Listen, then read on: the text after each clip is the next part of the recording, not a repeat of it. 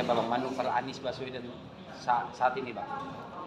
Ya, jadi memang peta politik pilkada khususnya ya setelah keluarnya atau terbitnya putusan MK ini memang merubah skenario politik di Indonesia ya. Karena apa? Ada beberapa poin dalam putusan MK itu peserta partai pemilu ya, partai politik yang memang suaranya di daerah dengan kuota tertentu dari DPT itu 7,5%, maka dia bisa mencalonkan ya calon kepala daerah ya. Tentunya dengan adanya putusan MK ini yang akhirnya memang menjadi polemik besar ya, banyak sekali demonstrasi kemarin yang sangat luar biasa, dukungan dari semua pihak ya, eksternal parlementer, gerakan mahasiswa, dan didukung oleh beberapa elemen-elemen buruh, masyarakat umum ya, akademisi dan sebagainya.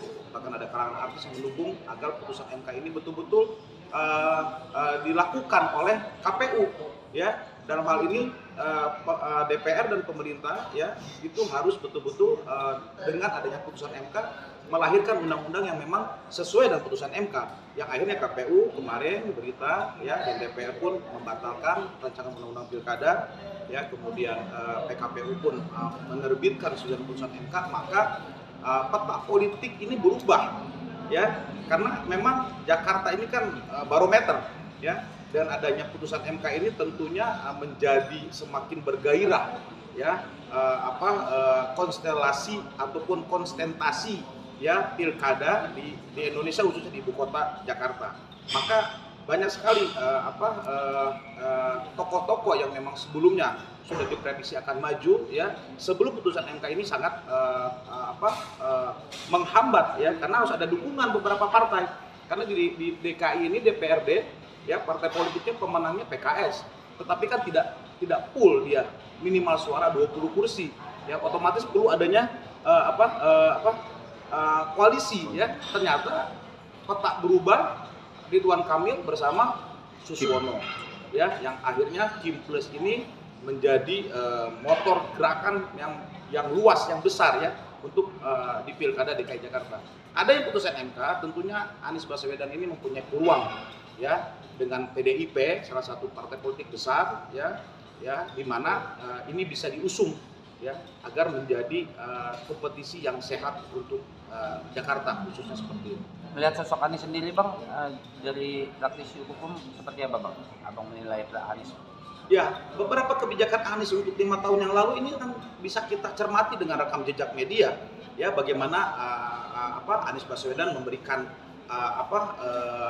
kontribusi ya ataupun memberikan ruang yang cukup besar mengenai soal menerapkan kebijakan-kebijakan yang pro rakyat ya. Kemudian ada beberapa biro hukum di Pemprov DKI itu atas perintah Gubernur saat itu Anies Baswedan untuk tidak melakukan banding ya kepada class action masyarakat yang menggugat penggusuran ya. Ini kan bentuk ya kebijakan hukum ya dari kepala daerah mengenai masyarakatnya ya terkait soal penggusuran.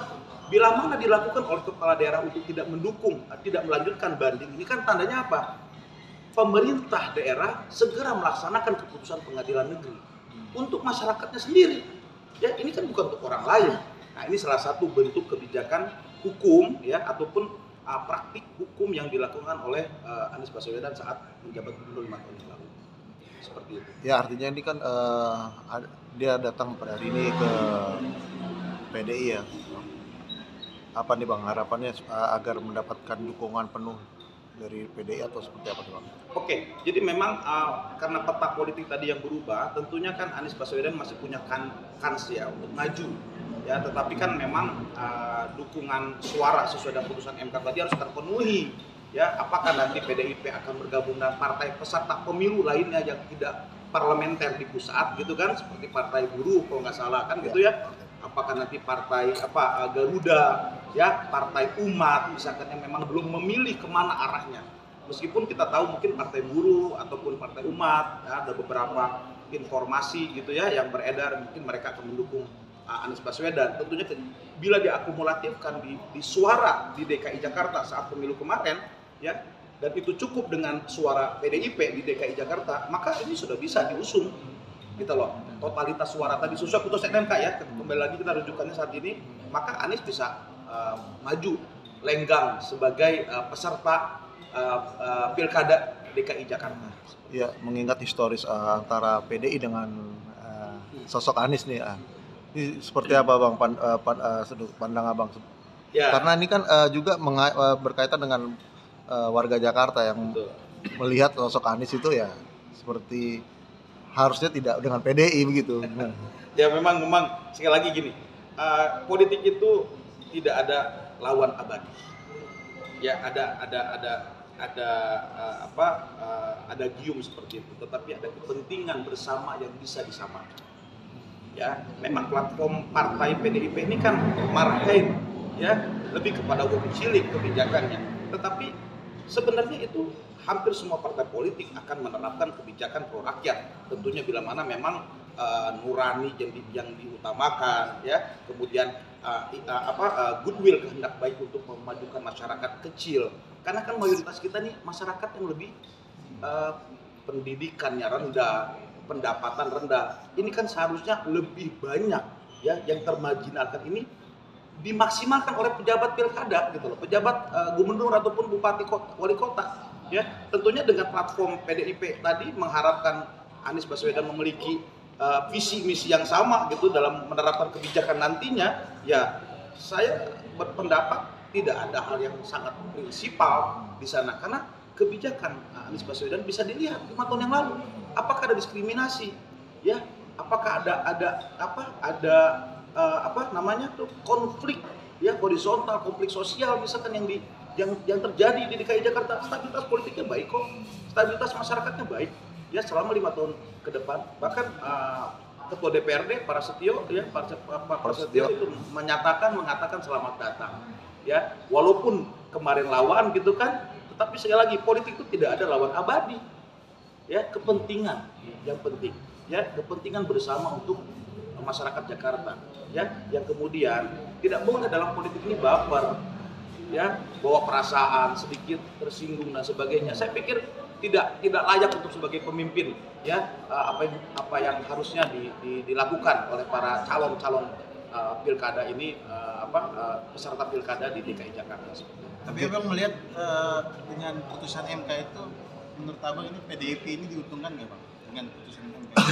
Bukan PDIP yang diuntungkan, tapi rakyat Indonesia. Rakyat Ya, kami sangat bersyukur ya, MK memiliki hati nurani kembali ya, yang sebelumnya ya kita menganalisis awal ada kepentingan di balik kamar gelap tadi ya atas putusan MK yang lalu ya, tetapi putusan MK yang kemarin ini memberikan semangat untuk demokrasi kita di Indonesia, bahwasannya memang masih banyak ya suara-suara kebaikan di Mahkamah Konstitusi ya, kemudian memberikan ruang demokrasi yang sangat fair ya. Ini kemenangan kita semua, kemenangan masyarakat, kemenangan rakyat Indonesia ya, semua pihak. Karena apa? Kita ingin menjaga demokrasi ini sesuai konstitusi kita. Terakhir Bang, mungkin ya, ada Ahok. Oke, jadi Ahok di PDIP ya atau BTP ya, itu kan sudah pernah jadi calon wakil dan menjadi gubernur. Kalau dia disandingkan dengan Anies yang memang bukan PDIP, tetapi Ahok sekarang jadi kader PDIP, dia harus minimal calon gubernur, ya.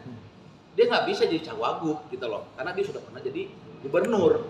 Otomatis kan ini memang internal di PDIP bagaimana menetapkan nanti apakah memang cukup layak. Tapi kan kalau kita lihat di survei terakhir kemarin itu sangat tinggi sekali untuk memang Pak Anies Baswedan.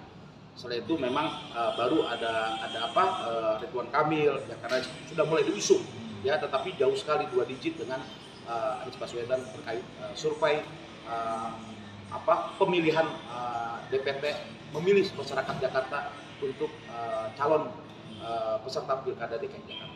Bang, melihat Anies yang ditinggalkan teman politiknya Bang seperti PKB Caimin, PKS gitu Bang, terus dia Nasdem, dan sekarang dia mencoba ke PDIP Bang. Tanggapan Abang seperti apa Bang? Saya melihat Anies ini seperti mungkin kuda Troya Ya, ibarat ketika masuk ke wilayah tertentu dia bisa mengalahkan mungkin kekuatan besar, ya, karena beliau tidak punya partai.